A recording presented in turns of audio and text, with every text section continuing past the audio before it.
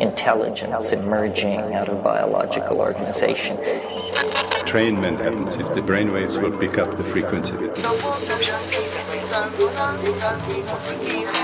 My main function is to reduce guilt, to reduce fear. Fall in hell or so angelic, you'll need a pinch of psychedelics. Psychedelic Times Podcast with Joe Mattia. Hello, you are listening to the Psychedelic Times Podcast. My name is Joe Mattia, and I'll be your host.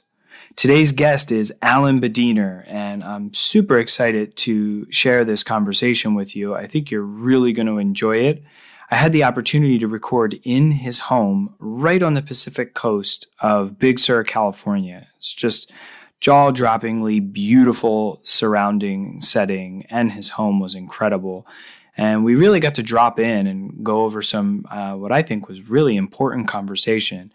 And before I get into that, I'd like to acknowledge our sponsors for this episode. First, the California Institute of Integral Studies, which offers a certificate program in psychedelic therapies and research. Ladies and gentlemen, this is a historical, groundbreaking program. And as far as I know, there's nothing like it in the world where an accredited school is offering people the ability to study psychedelic therapy. And eventually, you could become a psychedelic psychotherapist. The Center for Psychedelic Therapies and Research will soon open applications for its fourth cohort, which begins in March of 2019. The goal of the program is to teach licensed psychotherapists and medical professionals to become psychedelic researchers in the U.S. and abroad.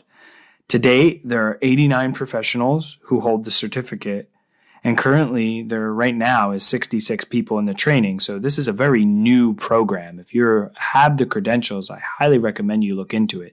Even if you don't have the credentials, check it out and look at what they're doing. It really is incredible. They're pushing this movement forward with this program. There's more than a dozen of the top psychedelic researchers, including Dr. Bill Richards of Johns Hopkins University, Dr. Charles Grob of UCLA, Michael and Annie Midhofer, who are the lead researchers for MAPS, which is the Multidisciplinary Association of Psychedelic Studies, have all partnered with the center to teach in the program. Graduates are going to be making really important advances in the field of psychedelic research. They'll be using expanded access programs, and eventually graduates will be eligible to work as psychedelic clinical researchers under the supervision of medical professionals who will be able to prescribe and administer the medication. If you're interested in this program, they're based out of San Francisco. Check out the links for more information.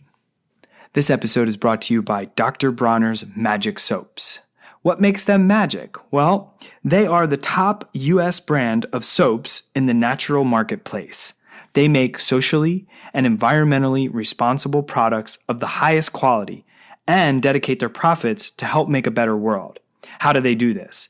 They are a certified B Corporation, which is a new kind of business that balances purpose and profit. They are legally required to consider the impact of their decisions on their workers, customers, suppliers, community, and environment.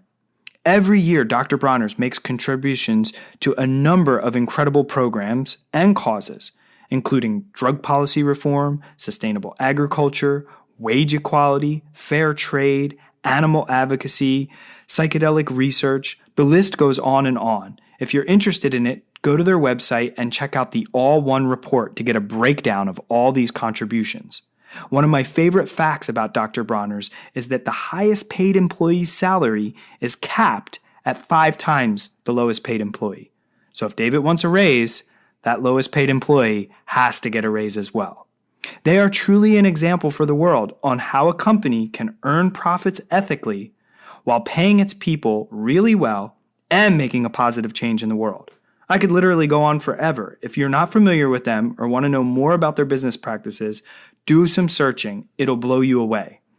In 2017, they made a major contribution to MAPS, the Multidisciplinary Association for Psychedelic Studies, of $5 million, $1 million a year for 5 years. The gift will be reserved for Phase 3 studies of the MDMA-assisted psychotherapy for PTSD program to make MDMA an FDA-approved medicine. To learn more about this, check out MAPS. Once again, I'm extremely proud to have Dr. Bronner sponsor our podcast. Go out and grab a bottle of their soap. My favorite scent's the lavender. Not only will you be fresh and clean with their fair trade organic soap, you'll be contributing to some of the world's most groundbreaking projects. Today's guest is Allan Badiner. He is the contributing editor at Tricycle Magazine, also the editor of the new edition of Zig Zag Zen, Buddhism and Psychedelics. He also edited the books Dharmagaya, A Harvest in Buddhism and Ecology, and also Mindfulness in the Marketplace. His written work appears in other books, including Dharma Family Treasures, Meeting the Buddha, and Ecological Responsibility, a Dialogue with Buddhism.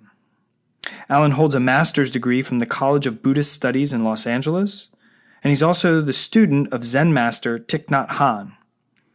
In March of 2019, he is organizing a psychedelic integration 5-day workshop at Esalen Institute, and guests will be Michael Pollan, Rick Doblin, Julie Holland, Stan Groff, and many other pioneers in the psychedelic renaissance happening.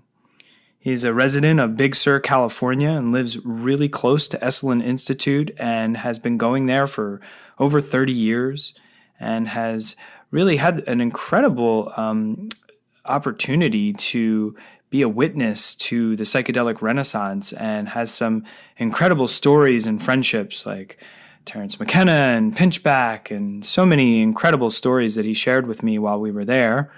And I'm really excited to share this podcast with you. So without further ado, here is Allan Badiner. Yeah. Allan, thank you so much for having me in your beautiful home here. Well, it's more beautiful because you're here. Probably because Lana's here. That makes sense. I have stinking reviews. We come in pairs, or at least I bring her around. She makes me look a little better sometimes. But no, really, this Big Sur is a really special place to me. And when we finally got a chance to drop in on the phone, and I told you, oh yeah, Big Sur, you're like, I'm in Big Sur. And this round of the podcast, I'm really doing my best to record in person because I believe there's something really special happens when two people get together in the same room and just make an energy together. So it's really, it's an honor to be in your space and just see all the little details of how you've put together your incredible space and this beautiful view and rich history and family here. It's good vibes, really good vibes. Thank you. Yeah. So I think we first met in Oakland at a MAPS event. We were out front and cracking a lot of jokes, actually. That's how I remember you. It's really kind of quite a funny guy. And yeah. So now, I think we were out on the steps at the MAPS event, and we had a introduction there from a mutual friend. And come to find out, you have a really long-standing history in the psychedelic community, as well as Buddhism and really rich history, and seem to have been connected to all the heads that we are looking up to now, kind of pushing this incredible movement forward. That's just another way of saying I'm old. Yeah, you are. You have it. You definitely are, and definitely appreciate the elder wisdom. But yeah. So tell me a little bit about, I guess, that history. I looked over a little bit of your bio and really curious about, Plum Village and France and. Sure. Well, interesting that my introduction to psychedelics was actually my involvement in Buddhism. My interest in Buddhism is what brought me to psychedelics. Usually it's the other way around. Sure. For people. Yeah. But so I would, as I was telling you, I mentioned to you earlier that I had left a career in the entertainment business that I did briefly after college because it was the seemed like the right thing to a group of us who were activists in college against the war in Vietnam to find our way into the Hollywood movie making image machine and change it. Right. Back up a step. Tell us. Sure. So this group, this 12 group Yeah. that you kind of made a pact with. Right. And then what happened there? How did you guys come? Well, we engineered a successful shutdown of the entire university system basically in 1970. Something I've never heard of. Yeah. I mean, it's not well known. It's unfortunate that it's I personally miss that that's not better well known because I was involved. But the fact is that it's historically very interesting and very inspiring to the activism that goes on now to know that we were able to pull that off at a time when there was no internet or no email. And we managed to meet regularly and talk regularly with other student leaders and worked on this for years, and finally we were able to effect a complete shutdown. I mean, I think that Oral Roberts University was a holdout, but basically every major state university, private, Ivy League school, Big Ten, everything shut down completely. Wow. And we thought after pulling that off that we had a good... You felt powerful. We felt powerful, and we wanted to pick a powerful plan and follow that. So was this group involved in using psychedelics? Were you guys like... Not at all. No. I mean, very, very little. I shouldn't say not at all because I was kind of a straight edge dude. You know, I was just not into any of that stuff. Sure. I don't know whether there was a combination of just genuine disinterest or perhaps a little fear because I knew I wanted to have children. And there was all this stuff about how it can rearrange your, genetics and your chromosomes. I don't even know how to say chromosomes. Anyway, I had no facts, but I thought, why take a risk with my mind? And I was a happy guy. I mean, I didn't feel the need to make serious changes. And my roommates were taking acid constantly, so it was big in the culture at that time. But mostly the activists were not big substance users. Okay. They were more intently focused on their mission, and some of them used cannabis. I used nothing. I didn't even use coffee. I didn't use beer. I didn't use anything. So I tried to make up for lost time later, but I'm still working on that. So, all right, this group, you guys are feeling powerful. You do it. Mm-hmm. This whole activism, you've managed to pull off a really large-scale event with no Wi-Fi, right. no phones, right. So we thought the next challenge that would be powerful would be to all go to Hollywood and get jobs in the industry and work our way into positions of importance and influence, and then start to change the nature of the material that was being done, and to be more progressive, more enlightening, and more importantly, to instill more compassion in people in the darkness of a theater and bring issues to light that needed to be brought to light. And so we all jumped in, and it seemed to be going well. We all got jobs right away, right in the belly of the beast. And but it wasn't too long before we became seduced by that whole machine. And it was all about, how our careers were going, whether we're getting new cars every year, this kind of thing. I sort of looked in the mirror and thought, where's the activist? Right. And I never was particularly comfortable just being in that business. It was, it didn't feel like it was my soul. You had an intention going in, and you got seduced by the big energy that LA is. I mentioned to you, I go down there for a weekend, and it affects me. I mean, it's a big energy. One must be a real master to maintain their own stride and center in the belly of that beast. It was hard, and for me, impossible. So that's probably why it always felt a little off, because you went there with a different intention than maybe it was manifesting. And I lost my tribe too, as well. We were all alienated from that goal.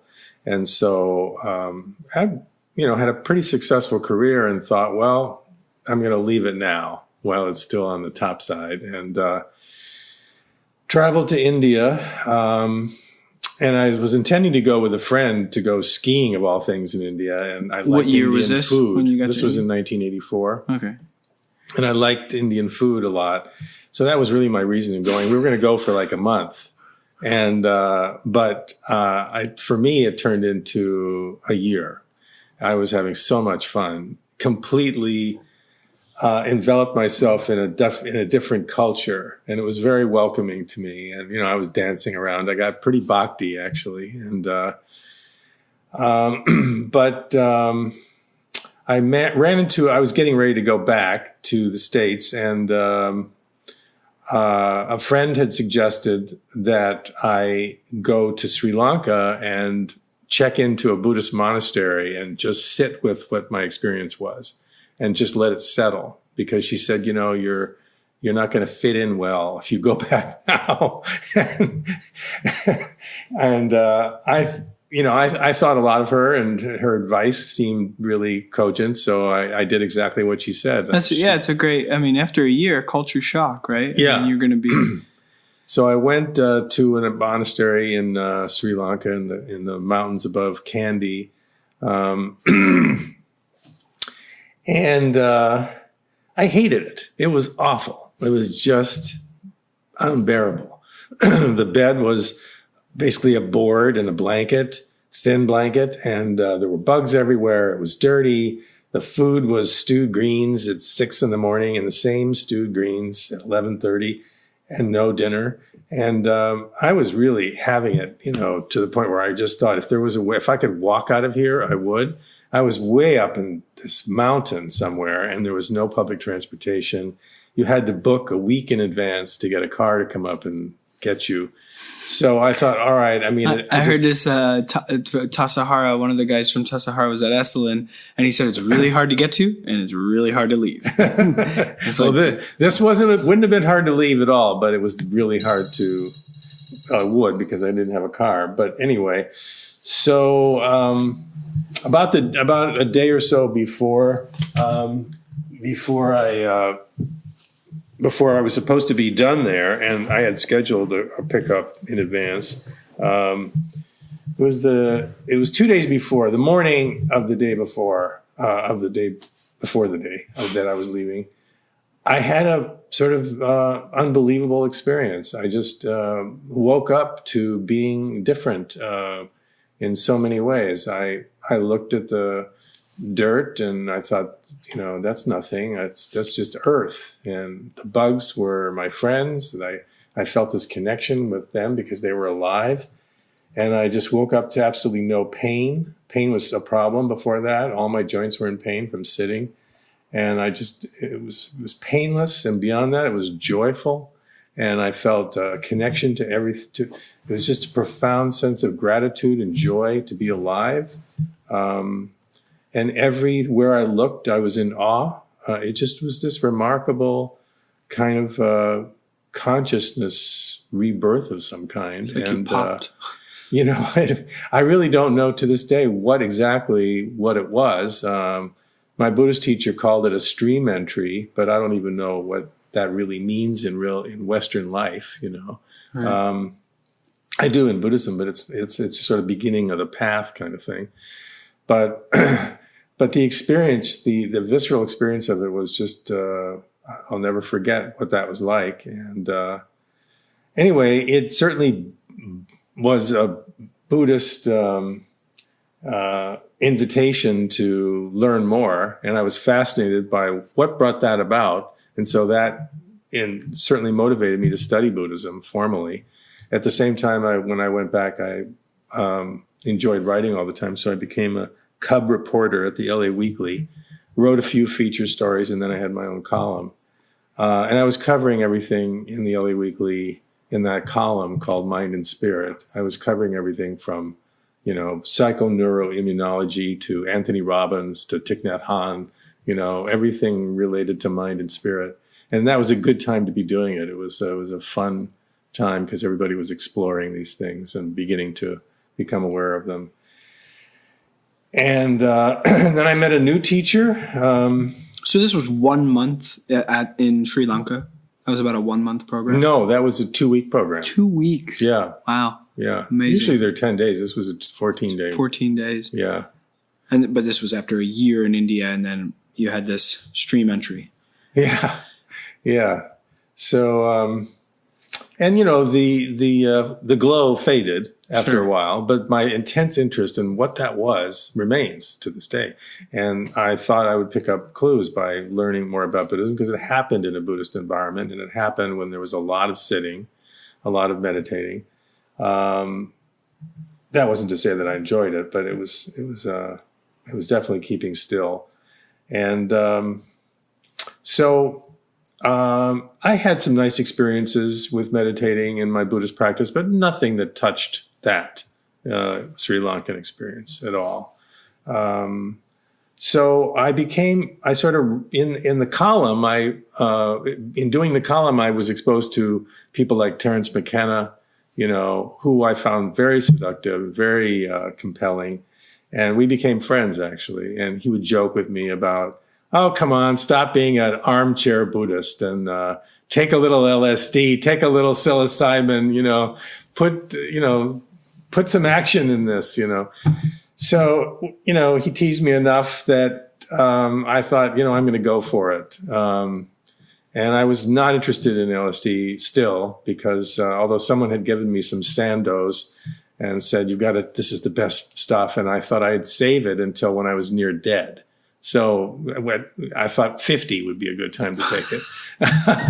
Mind you, I was much younger then. So it went from refrigerator to refrigerator over the years, and I lost track of it. And then I was 50 and I couldn't find it. So I still hadn't taken it. And, but Terence did successfully, treat me with psilocybin. And I thought that, you know, really came close to that Sri Lankan experience. That was closest that I've been. Just feeling that and that connection. was like your first psychedelic experience. Yeah. And it all sort of came at around the same time. I met Sasha Shulgin.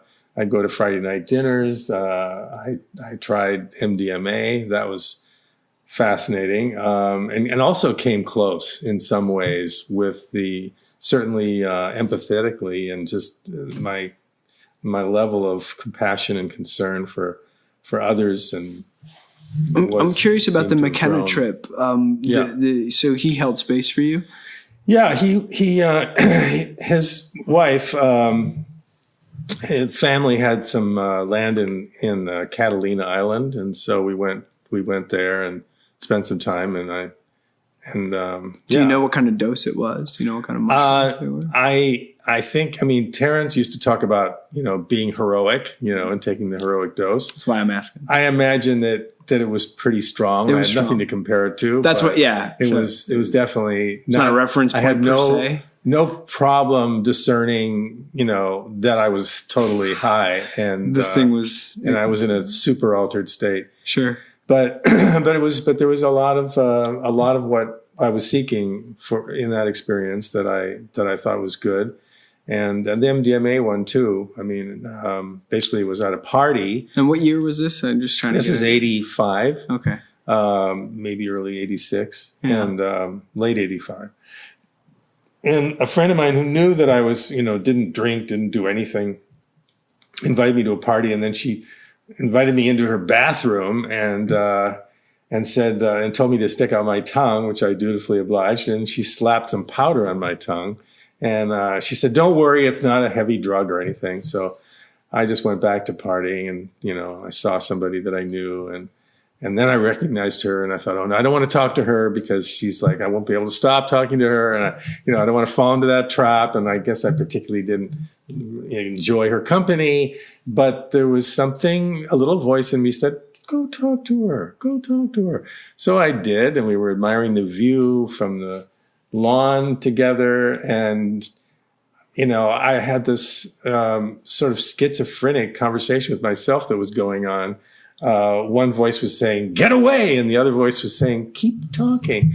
And I found myself really enjoying her, and I was shocked at the same time, in real time, shocked that I was enjoying her so much. And So that was a fun kind of experience I didn't marry her like some people did when they got on MDMA.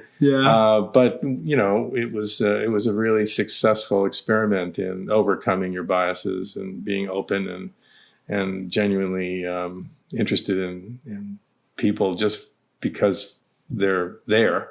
And so there wasn't much more psychedelic experimentation other than psilocybin and MDMA. I couldn't find the Sando, so I thought, well, I'm not doing it then. We got to find that. And finally, I did have my first acid trip to jump far forward here at Burning Man a number of years ago.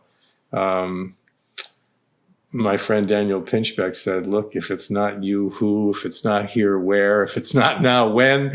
So I was convinced, and I think I'm still on it. It was an amazing experience. I really, really thought it was incredible.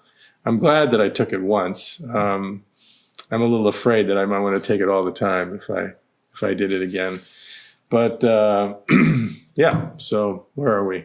Well, I mean, we're here. We're doing it. It's happening. So you found Buddhism, which was the psychedelic experience. You had this awakening that could be, a lot of people equate, and like you said, a lot of people get into psychedelics and then find their path in yoga, meditation, Buddhism, these practices to what I think is ground them, because we can't trip every day. Well, I don't think, and live a sustainable life with family and friends and function.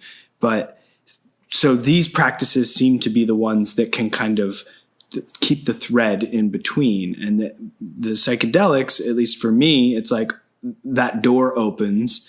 And now these other practices, now that I know the pathway, I know the code, whatever you want to call it, I can reopen that code now with various practices, whether that's meditation, could even be running. I mean, I felt that way too. I mean, I thought that, I don't have an addictive kind of relationship to things generally. So I thought, well, this was amazing, and I'm going to savor it for a number of years before I think about going back to it.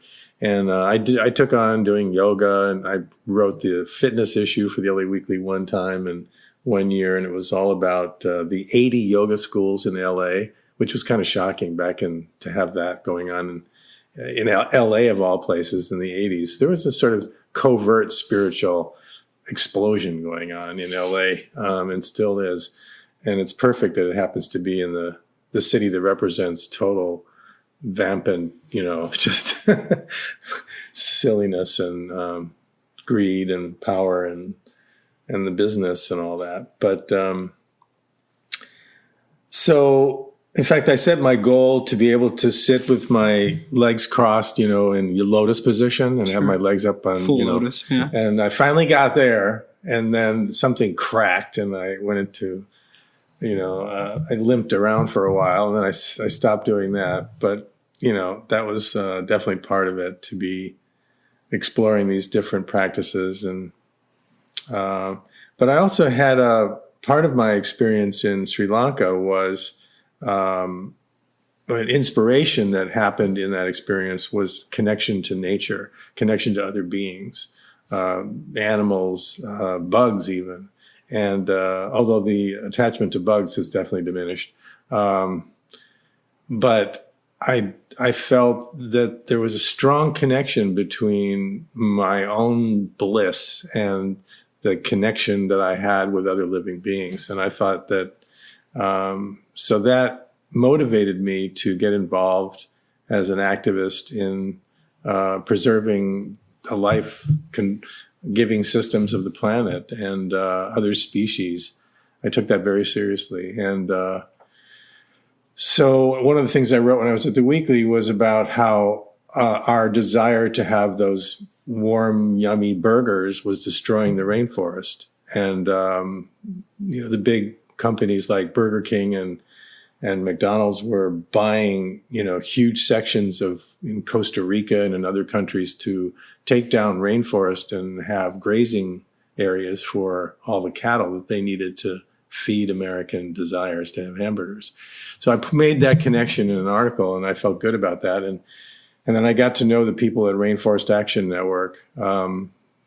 They connected with me about it because they thought it really had an impact. That a lot of these companies got a lot of letters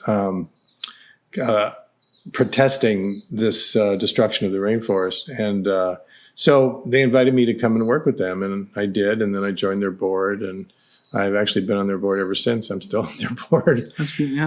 And it's been really an important part of my life to have that work going on and keep me in awareness of my connection with other beings. Yeah. Well, and it's like this connection between earth and plant medicine and psychedelics. It's that, for me, it's that inconvenient truth. Always, it shines that light. It doesn't matter if it's mushrooms or LSD. It just becomes very evident that we're not fully in harmony. And I see that we're not, and I see we could be, actually. You know, I maybe I'm an over optimist, but I do think that it's possible to become more in harmony with our environment. Oh, yeah. And I think we're going in the right direction. And I think psychedelics play a big part in it, because I think I'm not the only one, as I hear that a lot. People take psychedelics and then all of a sudden the environment becomes really important to them. And I think equally. So is there any Buddhist teachers who are open to psychedelics in any fashion that you know of?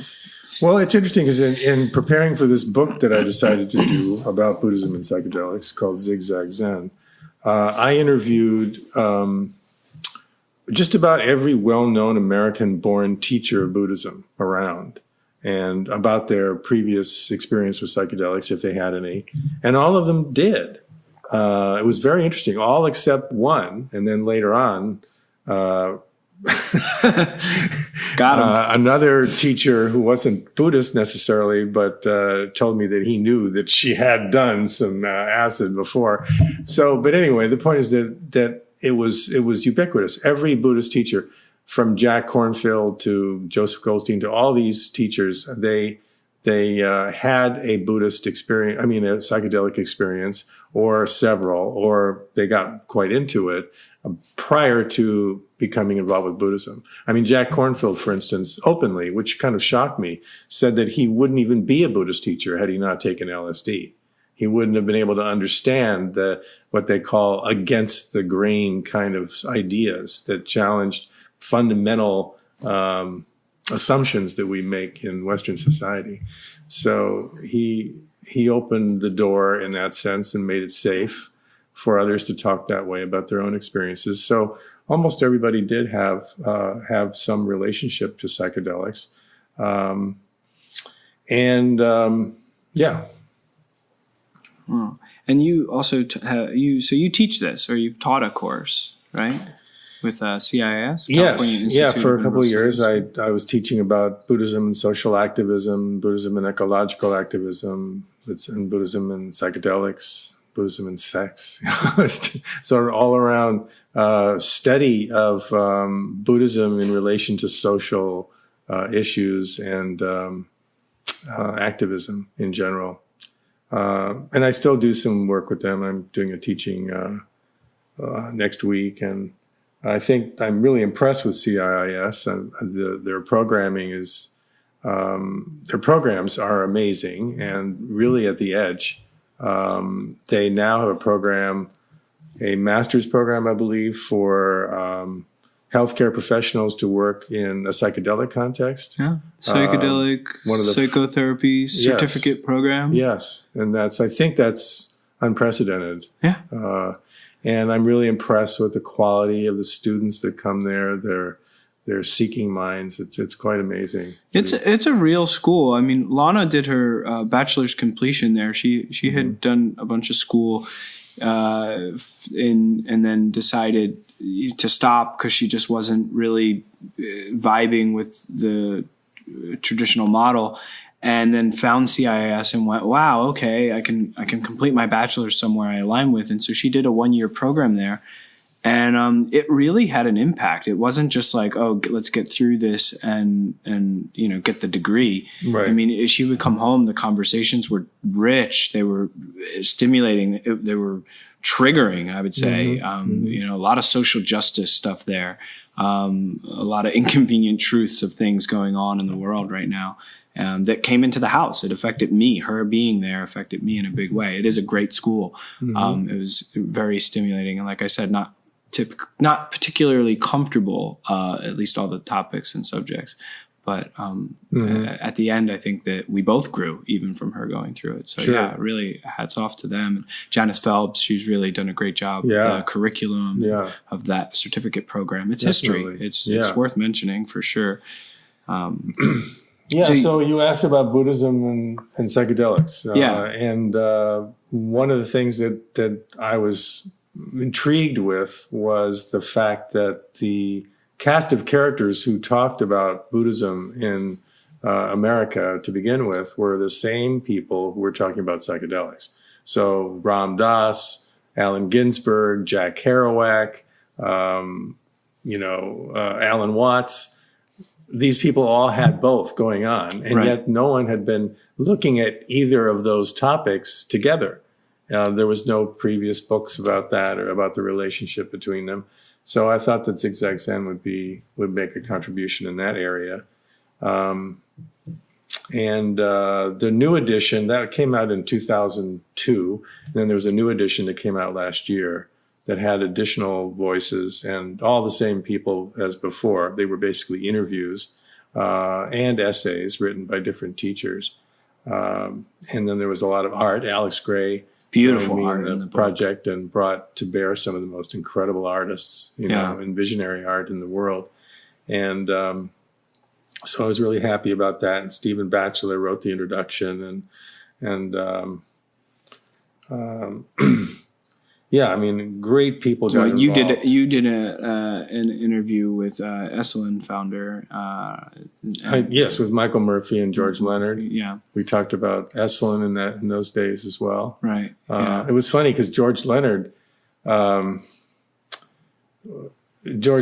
talked about his experience. He was sort of opposed to all drugs, But then when I coached out of him to talk about his psychedelic experiences, they sounded fantastic.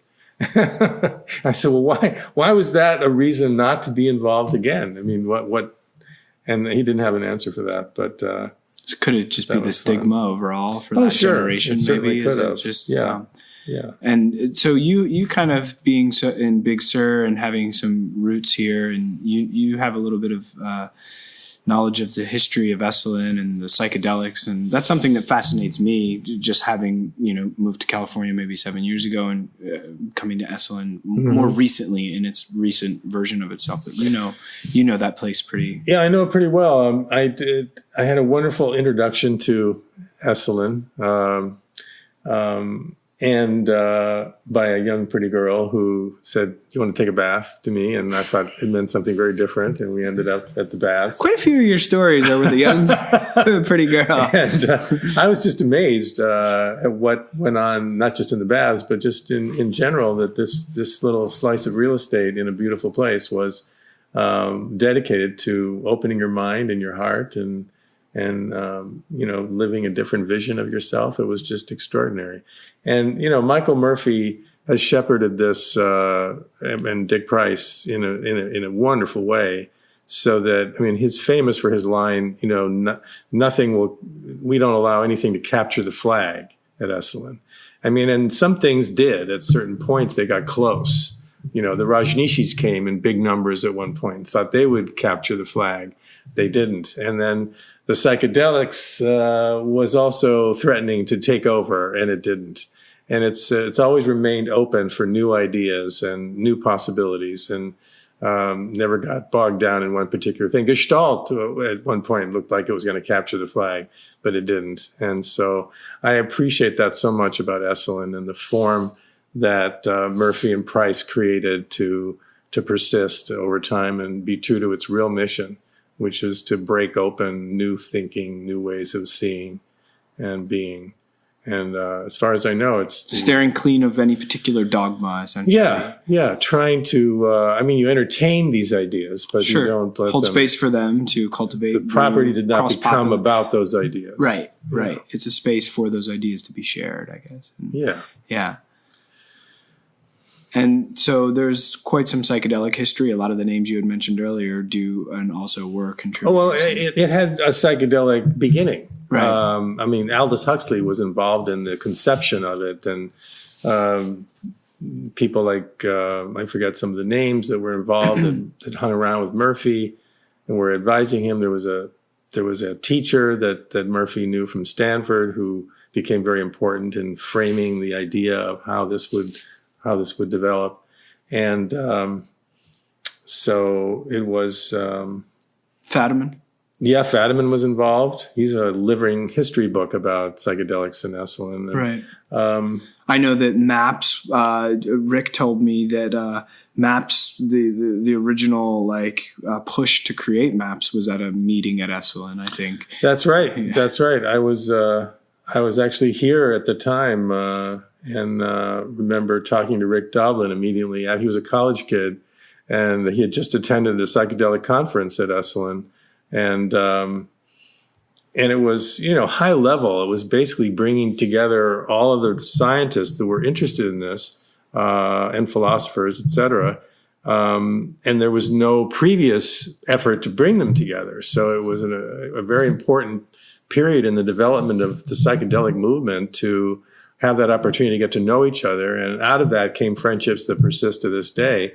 Rick Doblin said that he had the idea, of creating MAPS because he wanted to be a psychedelic therapist, and he wanted to use psychedelics for people's better mental health, et cetera, and to be a therapeutic and not just entertainment kind of purpose. And so he realized he would have to go through a lot of hoops before he could do that. He would have to change the laws of the land. And, he went to Harvard School of Government and got to know all the characters at the FDA and, really set about to do it from the ground up. It was just extraordinary. And, now that he is, he's within reach of his goal. Yeah. So it's a testament to, persistence and believing in your dream when no one else will. And he certainly, went through that experience as well. People just would laugh him, down the block. So. Yeah, back then it was a whole different story. Now it's like, we're approaching the third round of clinical trials, and it's looking very real. It's very promising. It's on a fast track by the government. They had very successful results in some of the tests that they did, early sort of experiments with, military who had post-traumatic stress disorder. And it was interesting, Richard Rockefeller, who was a physician, was involved and consulted on one of those minor early studies and said that, my God, this is not just helping post-traumatic stress disorder, this is actually curing it. And he was pretty conservative too. So, and the government feels that they have a real problem with that, and their suicide, is off the chart. The incidence of suicide from GIs returning from theaters of war. It's staggering. Yeah, and that's just the suicides. What about the ones who aren't killing themselves but are just living in that constant thought of it? It's a real thing. Yeah, it's a real. And then it's just showing with people who have what I would consider to be some of the more severe situations of our population. But then there's also all these other depressed people throughout the country that are going to be able to benefit by these things that are coming forth. So, it's exciting. We had chatted earlier a little bit about some of the cannabis history, and I think it was interesting that you had brought up, even just using the word cannabis and why that was important, or why you feel that it would be advantageous to use that particular word, and also just some of the history of where we've come from with cannabis in our country and also globally. That's good stuff. Yeah, we have, that's another example of lost history, or history that's not told often. That we had a good 20 years in this country where cannabis was America's favorite analgesic. It was rivaling aspirin. It was available in every store in America.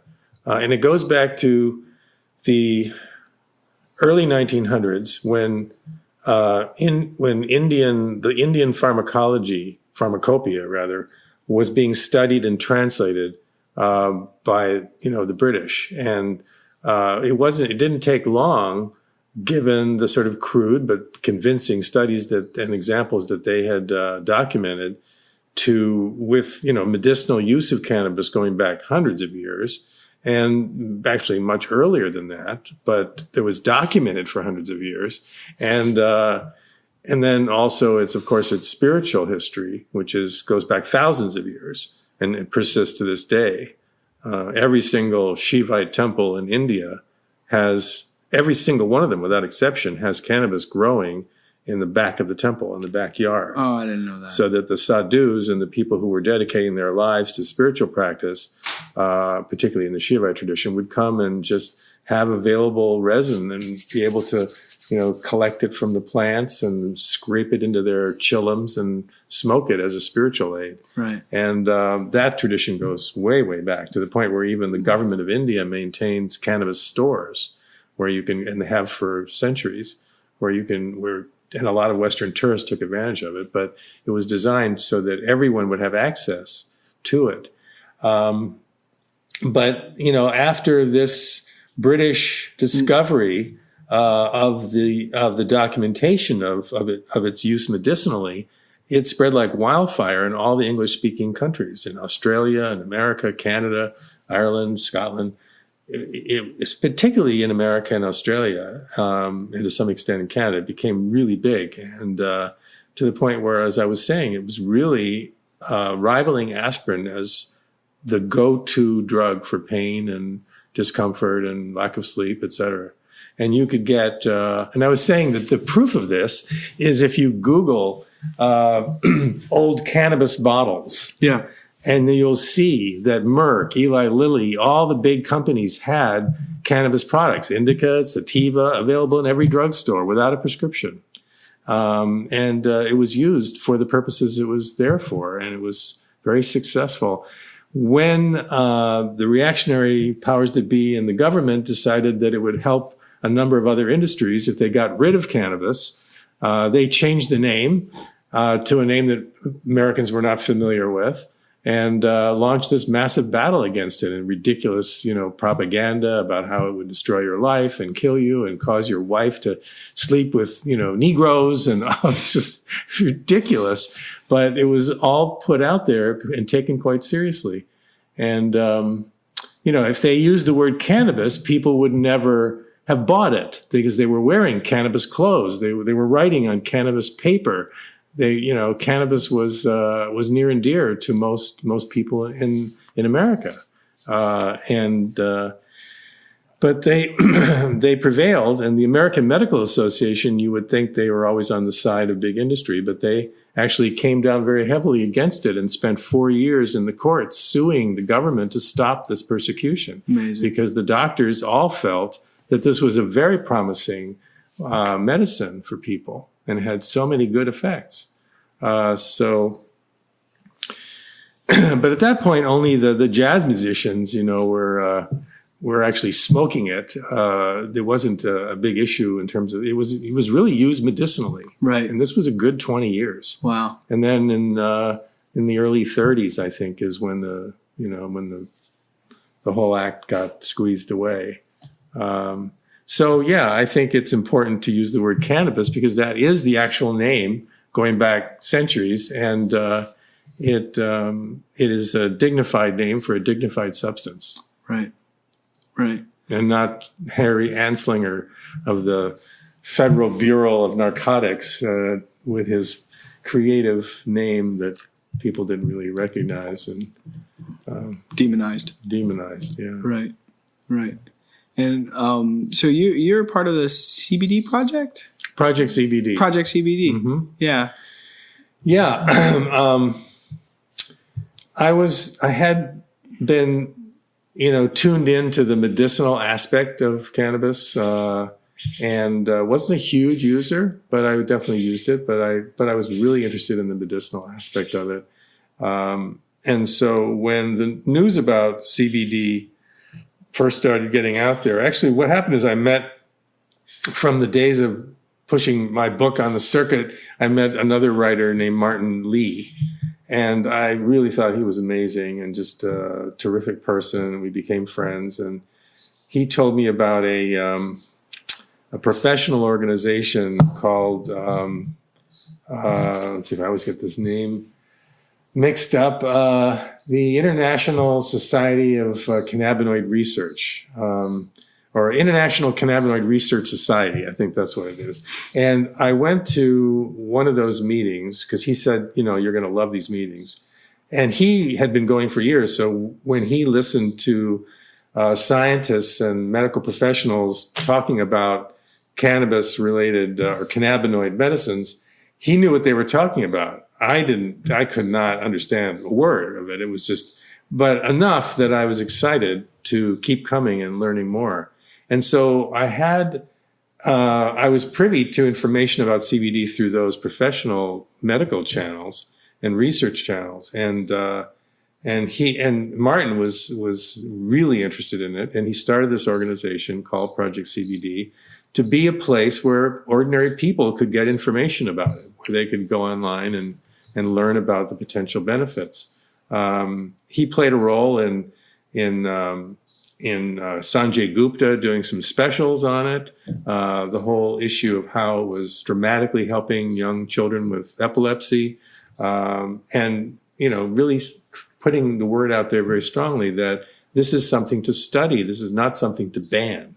This is something we need to look into and for its benefits, which are manifold. And so I agreed with him that this was a topic. I did some writing about it and wanted to be part of getting that news out there. And so I joined him in those efforts and serve on his board. Yeah, it's awesome. Beautiful. But when we spoke a while ago, you said you're working on some stuff. I'm curious if you can talk about that. What are you working on right now? You have a book you're doing? A new one? Yeah, I have a book that's doing me, and not real fast, I must say. It's very, very overdue. I think my agent's about to fire me. But I'm fascinated, and this also came out of my experiences at the Cannabinoid Research Society meetings, that there are non-psychoactive dietary foods and spices that have that act like that are cannabinoids also. It's not just cannabis that's functions like a cannabinoid. In other words, cannabinoids are binding to receptor sites throughout the body as part of the endocannabinoid system of the body. And this is all being taught in medical schools now. This is not right. Cannabis assisted dreams. This is real science. And this is a fairly recent discovery that there is this substance in certain spices like black pepper, like turmeric, like cardamom, like cloves, and even hops that you make beer from that have inherently a substance, a compound called beta-caryophyllene. And these substances bind to the same receptor sites that cannabis does in the body, and they confer many of the same medical benefits. So you have, a situation where if you pack in a lot of these dietary cannabinoids, you're going to potentially, very possibly, experience better health. And so that's the topic of the new book. And I have such a busy, exciting life that I don't have enough time to write it, but I'm working on it. Awesome. Yeah. That's great. And then so you've come to psychedelics, you said kind of on the second side, like you were not so much involved with actually using any plant medicine or psychedelics through college or after college. Not at all. It was several years later. Mm-hmm. But in those practices, I think you developed a lot of the core practices that, the community talks about integration. It's the really big, I think, topic or conversation to maybe not have the same blowback we had in the 60s, is that we're looking at this from a intentional, responsible, thoughtful use of medicines. But it's really left to the individual most of the times when they have these experiences to find a way to integrate their experience. And I'm just curious what your opinion of some good practices are for integration, just in general, or what has worked for you, bringing your experiences, embodying them, bringing them back into ground, you know? Well, that's an interesting question, and it's an important question. I'm not sure I have an equally important answer, but I've tried to, first of all, I've tried to be very careful about not being, we talked about Esselin's capture the flag idea. I don't want any substance capturing my flag either. So I'm always conscious of the fact that when I've used and how often I should put between use, and like for instance with MDMA, I learned, I think, from the authority on the subject that 5 or 6 times is sufficient, and to give a lot of space between uses, at least 3 or 4 months, maybe more. And I gave it more, and how to prepare yourself for using it properly, fasting and perhaps ingesting some amino acids, liquid amino acids, both before and after, or immediately after your use, just to, best practices when it came to psychedelics, basically. And it's also helpful to have a practice of meditation, so that's where a lot of integration happens, without, having to drive it. It just sort of happens. And if you get still, then you're busy inside, bringing it into perspective. And you have a chance to settle in with yourself and with your recent use, and integrate what was useful there, and try to learn the lessons that it was offering, and contemplate what you learned. And so I'd say using it really mindfully and carefully, using whatever you're doing, and then giving it intentional time to integrate, in a meditation context, are probably the 2 more important ones. For sure. There's others, I'm sure. Absolutely. It's a question I ask, I think, in most of the interviews, because I'm always curious to see how different people approach it. Some people it's art, some people it's dance, some people it's meditation. You had mentioned your meditation practice, although you have this incredible space for meditation, but you found this very practical approach. Yeah, it was very important to me to have a zendo in my house, and aside from the aesthetics, which are gorgeous, but also just as a place to practice, and a room in the house that would hold peace, because it was a wild household when I had a little kid and a wife here and all that. But I never quite made it to the zendo. I mean, when I woke up, it was very hard to pass my computer without checking email. And then when I passed the refrigerator, it was very hard not to go in there and see what I was going to have for breakfast. And by the time I got to the zendo door, I was kind of like, hey, it's too late now. I'll do it tomorrow. And so I struggled with that for a while because my practice was suffering. And then I came upon the right solution, which is just as soon as I wake up, just stuff a pillow under my rear end and sit there for 20 minutes and be with my breath, and then go to the refrigerator and the computer. And the zendo sort of remains a place that holds peace for the house. It holds that space for the house. So it still works for me. I'm just not the active place where I meditate. Yeah. Well, I appreciate it. And I actually popped up this morning and just did just that, because I said, no, there's just too many things in between me and everywhere I got to go. So thank you for that. I actually took that took that with me this morning.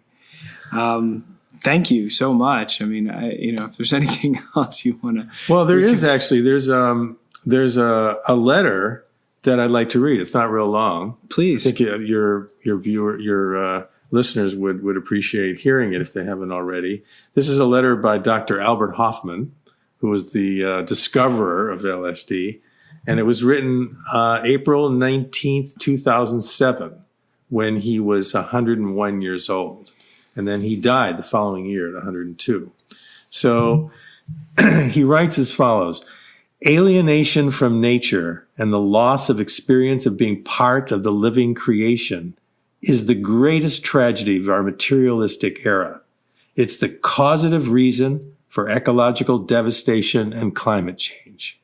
Therefore, I attribute absolute highest importance to consciousness change. I regard psychedelics as catalyzers for this. They are tools which are guiding our perception towards other deeper areas of our human existence so that we again become aware of our spiritual essence. Psychedelic experiences in a safe setting can help our consciousness open up to this sensation of connection and being one with nature.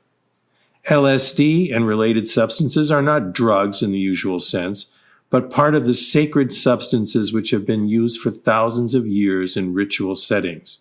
The classic psychedelics, like LSD, psilocybin, and mescaline, are characterized by the fact that they are neither toxic nor addictive. It is my great concern to separate psychedelics from the ongoing debates about drugs and to highlight the tremendous potential inherent in these substances for self-awareness as an adjunct in therapy and for fundamental research into the human mind. It is my wish that a modern Eleusis will emerge in which seeking humans can learn to have transcendent experiences with sacred substances in safe settings. I am convinced that these soul-opening, mind-revealing substances will find their appropriate place in our society and in our culture. Dr. Hofmann. Had you heard that before? No. Great. Okay. Well, good. So, and now, of course, with the climate being in such a unstable situation, I think, and that's part of a bigger problem, which is described with the term Anthropocene, which is now the time where human beings are directing the geological future of the planet, and we're in a real deep crisis to that extent. And so, given the sentiments that Albert Hofmann expressed in 2007, which is now over a decade later, those words have more meaning and more urgency than ever before. Thank you. Sure. Yeah. I'll leave it at that. Thank you. Thank you. Yeah. We've got some work to do.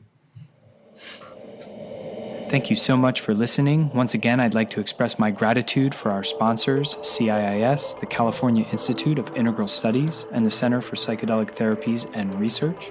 If you're interested in furthering your education and entering the field of psychedelic therapy, check them out. Also, Dr. Bronner's organic, fair trade, high-quality products.